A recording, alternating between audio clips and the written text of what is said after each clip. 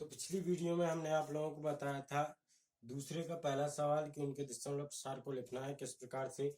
अब हम दूसरे का दूसरा सवाल बताएंगे आपको, उसका दशमलव प्रसार कैसे लिखेंगे, क्योंकि ये एक इम्पोर्टेंट चीज है आपको सिखाने के लिए। आप कितनी बार भी वीडियो बना सकते हैं, आप बस कमेंट करके हमें बताइए कि सर यहाँ समझ में नहीं आया है। अब जैसे कि दूसरा सवाल है, क्या लिखा है, उसका दशमलव प्रसार शांत था क्योंकि हमने स्वयं निकाला था, यानी कि लिखा है 15/1600, यही लिखा है। तो अब यहाँ पे देखिए 15/1600 को हम किस प्रकार से लिखेंगे कि वही हम अभाज्य गुणनखंड करते हैं और लिखते हैं। तो हमने पिछली बार अभाज्य गुणनखंड किए थे, तो इस प्रकार से आया था 2 की घात 6 गुणा 5 पे घात 2। इस प्रकार से उसके अभाज्य गुणनखंड आए थे, आपको याद होगा। अब यहाँ पे देखिए, यहाँ पे 2 की घात 6 है, यहाँ पे 2 की घात कितनी है, 2, यानी कि 2 की घात सॉरी,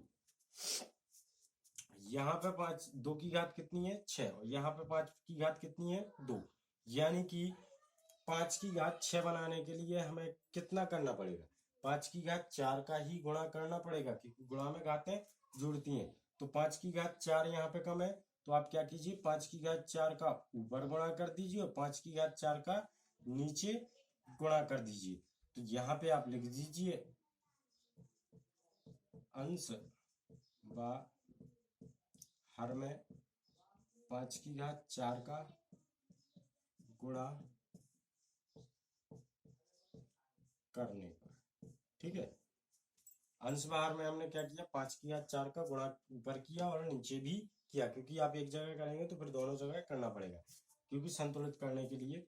अब यहाँ पे देखिए 5 की घात 2 थी, हमें 6 बनाना है और गुणा में घातें जुड़ती हैं, तो 4 की घात 4 घात कम थी, 4 और 2 कितनी हो गई, 6, यानी कि हम ऐसे लिख सकते हैं 15 गुणे 5 की घात 4 बटे 2 की घात 6 गुणे 5 की घात 6। ठीक, अब आया समझ में। अब यहां से हम 10 बना लेंगे,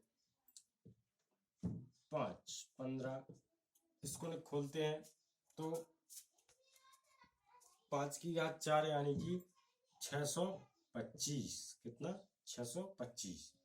और इसको हम लिख सकते ऐसे, वो अभी हमने पिछला रूल बताया था कि ए की घात n और b की घात भी n है, तो उसको लिख सकते हैं हम ए बी की घात n। ऐसे ही यहाँ पे यही फॉर्मूला सेम यहाँ पे है, ए की घात 2 की घात 6 है और 5 की घात भी 6 है, तो इसको क्या लिख सकते हैं हम, 2 गुणे 5 की घात 6। अब इसका गुणा कर दीजिए,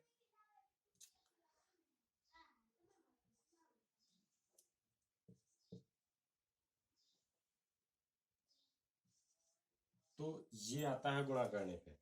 15 का गुणा करेंगे 625 में, तो 15.75 की 5 हासिल 7, 15 दूनी 30, 7 37 की 7 हासिल 3, 15 छक्की 90 और 3 93, यही आता है। अब इसका गुणा कर दीजिए तो 2 पंचे 10, 10 पे घात कितनी, 6, और 6 घात है, यानी कि कितने जीरो आएंगे नीचे, 6 जीरो आएंगे।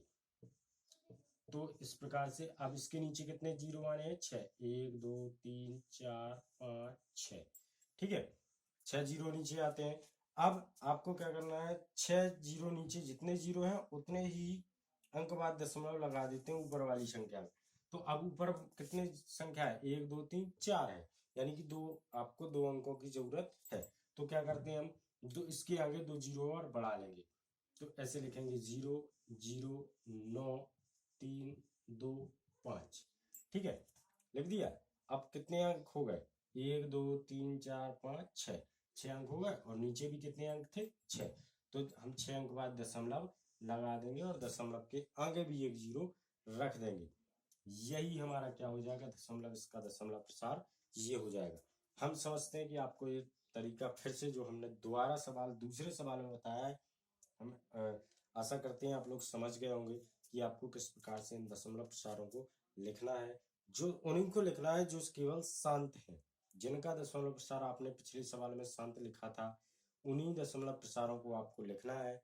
ठीक है, आज के लिए आपका काम इतना है कि पहला और दूसरा सवाल आपको सॉल्व करना है, उसके आगे के सवाल, तीसरा सवाल भी ऐसे ही दशमलव प्रसार शांत अशांत निकालने हैं, तो वो भी आप निकाल लेंगे। ठीक है, 2 की घात जो पहले सवाल की तरह ये तीसरा सवाल, बाकी आपको, बाकी आप ठीक है, तो आपको 3 सवालों तक क्वेश्चन करने हैं। आपको कल हम चौथा सवाल बताएंगे, उसके आगे बताएंगे। 3 सवाल तक आपको क्वेश्चन कर लेने हैं, ठीक है। और आपको 3 सवालों तक पहले, दूसरे, तीसरे में जहां भी आपको दिक्कत आती है, आप हमें कमेंट बॉक्स में लिख के बताइए कि सर यहाँ पे हमें चीज़ नहीं आ रही है। हम आपको दोबारा से वीडियो बना के आपको दोबारा से समझाएंगे, ठीक है। तो वेल डन, गुड लक।